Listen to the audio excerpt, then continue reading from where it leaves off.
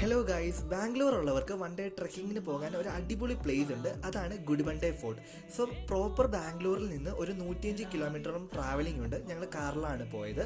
So പോകുന്ന വഴിക്ക് ഒരു അടിപൊളി ലേക്ക് കണ്ടു. ഈവനിങ് ആയതുകൊണ്ട് ലേക്ക് കാണാൻ നല്ല ഭംഗിയുണ്ടായി. സൂര്യൻ്റെ വെട്ടമൊക്കെ വെള്ളത്തിലേക്ക് അടിക്കുന്നത് കാണാൻ. സോ നമ്മൾ വീണ്ടും യാത്ര തുടർന്നു. സോ ഇത് ഒരു നന്ദി ഹിൽസിൻ്റെ ഏകദേശം ഒരു സൈഡിലായിട്ടാണ് വരുന്നത്. അതിലും ദൂരമുണ്ട്. 1000 പടികൾ ഉണ്ടെന്നാണ് പറയുന്നത്. നമ്മൾ നടക്കാനുള്ള മടി കാരണം അതൊന്നും എണ്ണിയില്ല. കേവുകളും ട്രക്കിംഗ് ഒക്കെ ഇഷ്ടപ്പെടുന്നവർക്ക് പോകാൻ പറ്റിയൊരു പ്ലേസ് ആണ്.